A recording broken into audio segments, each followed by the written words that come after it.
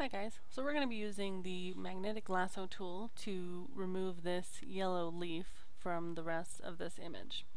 So the Magnetic Lasso tool is in your toolbar, Tools palette, third from the top, and if you click and hold down on that tool, you can click and drag down to Magnetic Lasso tool. So the way this tool works is it detects a certain range of pixels around the area that you are clicking and dragging around. And it uses certain parameters to determine how wide of an area to detect and the contrast in that area. So your options for this tool are up here in your options bar. If you don't see this and your workspace looks a little bit like this, you can click on Window and drag down to Options. And it should pop up and look a little bit like this. So your feather option here is going to change how soft and blurry your edges are. Lower numbers are going to result in cleaner, more crisp edges.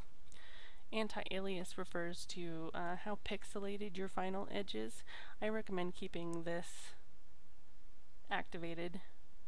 checked at all times. Your width refers to the range of pixels that Photoshop detects as you click and drag around your selection. Smaller numbers are going to result in a very narrow detection area, and high numbers are going to result in a very wide detection area. So lower numbers are going to result in more precise results. And contrast refers to that is the parameter that you set to tell Photoshop how contrasty, as it were, the area is that you're going to be selecting. So for images that are very low contrast, you're going to lower this number. And for images that are very high contrast, obviously you're going to raise it. So to cut out this leaf, I'm going to leave my contrast at 50% because that's what I had it for my trial run of this video when I was trying to mask out this leaf, and that seemed to work pretty well. Frequency refers to how many different anchor points, what number of anchor points are put down as you select your area.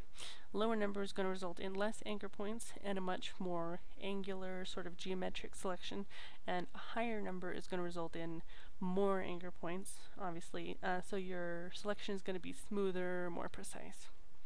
So let's get right into it. So you have your tool selected. You're going to click anywhere to start your selection, and then just simply click and drag around your shape. And you'll see that the path that is created does a couple of different things. It snaps to the yellow edge of this leaf because I have my contrast set to a level that works pretty well with this particular image. You will need to sort of trial and error your way through as you get more comfortable with how this tool works. If this leaf were less contrasting with its surrounding edges, I would have lowered that number. Also, you'll see that as I click and drag, all these little dots that it's putting down are anchor points. It's putting down a lot of them because I have the frequency setting set to 100. If I had lowered that, these dots would be they would be dropped much less frequently, and my edges would be more angular and squarish. That's not the official term.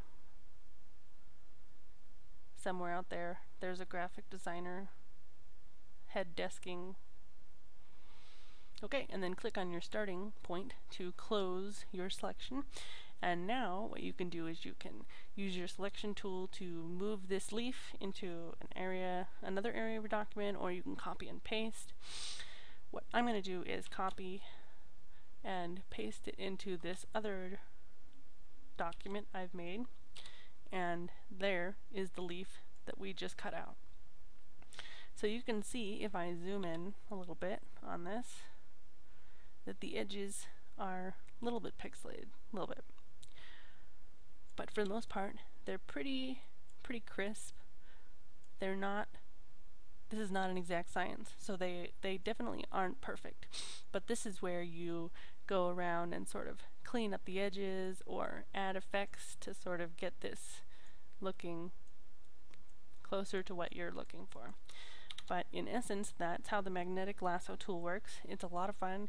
You can use it to cut out, as it were, just about anything from most images.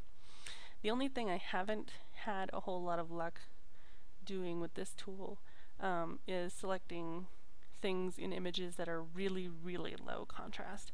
That tends to end up in sort of a lot of errors, and it never really works out very well. So I usually end up using either my polygonal lasso tool or the pen tool to make selections in less contrasty areas.